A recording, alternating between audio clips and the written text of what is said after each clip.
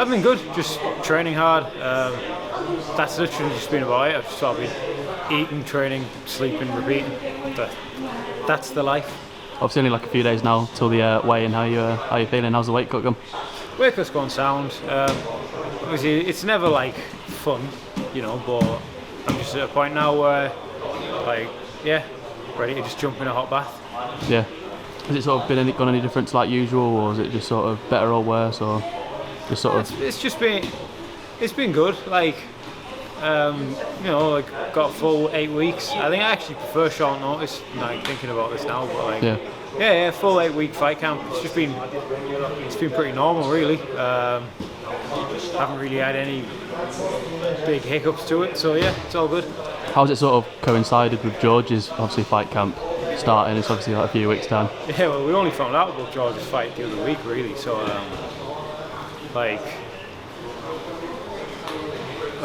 George, we've only had like 3 or 4 weeks, really, and it being my fight week's going to affect his preparation a little bit because he's going to have to bring a training partner to London, and they're going to have to get whatever training they can in the hotel gym or wherever they can go. But yeah, it's been good. It's like there's always that little bit of extra intensity when we're both fighting and we're sparring and stuff. So it's been good to experience that in the last couple of weeks. Yeah. Is there anything more you've been working on this fight camp? Anything different? Wait and see. Yeah. But we'll find out after the fight. Yeah, we will find out.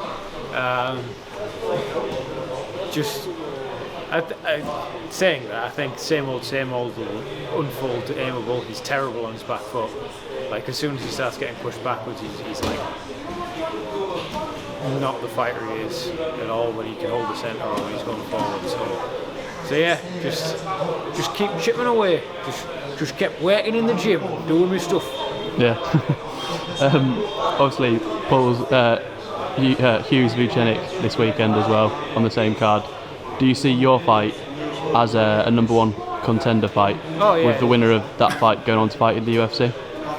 It's like my fight with Aimable is 100% a number one contenders fight.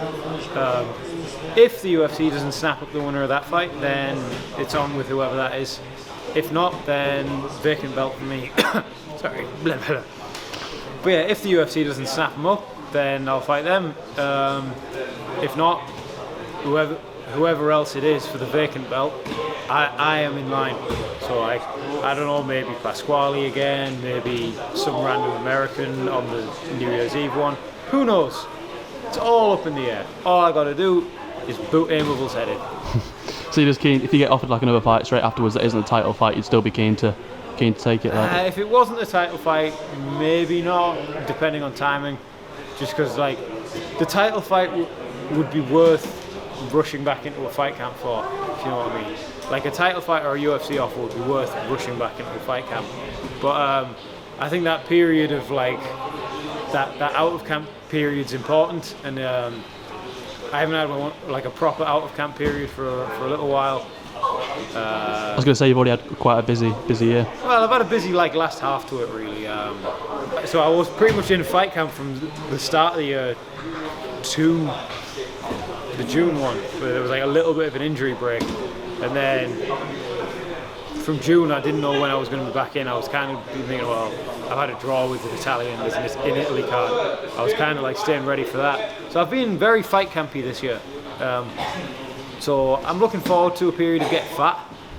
So if I have to jump back into a fight camp, then I'll just have to get super fat after that one. But I'm gonna. Do you know what? With God as my witness, I'm not religious. I'll have a week where I have a Palmo every day. When I'm not in fight camp again. Is that gonna be next week? Is it after you won?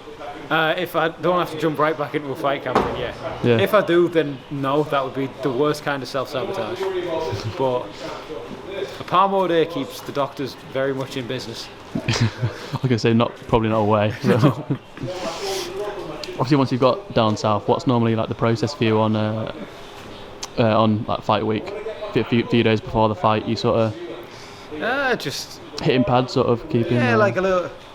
So it's like we're gonna get there on weight cut day tomorrow. So it's like get there, just chill out. Don't do any training on weight cut day. I keep forgetting the event's on Friday, not Saturday. It's a day earlier than usual. I prefer a Friday one. George is fighting on a Sunday, which is going to be unusual.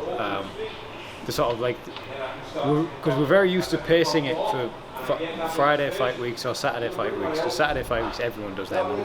The last bunch of George's fights have been Friday ones. And when we made our Cage Warriors, my Cage Warriors debut and his fight with Truman, that was a Friday one. But so just get there on weight cut day, jump in a hot bath on the night, try and do that around, a bit later on. So I think my fight's going to be a bit later on, and you still kind of get that. George is the one with the sports science degree, so he knows the names for this kind of stuff. But that like exercise effect, I don't know. So because you want to be like kind of prepping your body to be ready to train and do stuff at fight time, because that's something that's kind of important. But so get the weight cut done, weigh in Thursday, eat lots of rice and stuff, just lots of like simple starchy stuff, fill myself up, and then do a probably quite unpleasant training session on Thursday night to sort of get the body back going again. But it's usually quite unpleasant because you're that full of food, it's just like... This is a bit hard to escape, but I still want to... I'm impressed by how you were able to burp on cue there. Thank you. I don't want to be looking just away. if I ever go into acting, I'll put it on my... Do they have a CV, resume, whatever it is? Yeah, I feel like they must do. But yeah, and then so that one on the Thursday is like to wake the body back up. Friday morning, a little bit of like a lighter one, just to give the lungs a good stretch, and then just go to a venue and scrap a dude. Yeah. Yeah. How do you see it going? I definitely know I can get well ahead on points and beat him by decision. Like that's not even a question in my head. It's finishing him. I want to finish him. I need to put the right shots together. I feel like I could have finished Pasquale and Ndoye if I'd have just not smothered my work as much. So just like learning not to smother my work, put my shots together better, and then get that finish. Not to what, sorry? Smother my work. What do you mean by that? So against Pasquale, there's a moment where I like had with a body kick and then just start swarming on him, and then like overthrow myself and like end up stuck in a clinch with him. Whereas if I'd have just sort of stayed framing and hitting him, I could have got him out of there, or I'd have stood a much better chance of getting out of there. But I was like, and I tried to kill him, and then like our chest collided, and then he sort of started tying me up, and I tied him up, and we were just clinching, and then you sort of lose the moment then. Yeah. So they, when they're hurt, do they try and sort of clinch up with you to sort of slow the fight down? And you can like overthrow yourself into a clinch by accident. Anderson Silva was the man when he got a guy hurt. Like he would just, if you noticed, it was always his left arm. He would always frame with one hand and just punch with the other. Like if you get any watch any of Anderson Silva's finishing sequences, he's never punching with both arms. He's always got a framing arm, and it's just like you see a lot of times people would struggle to try and close that distance on him, and they would just get met with this frame.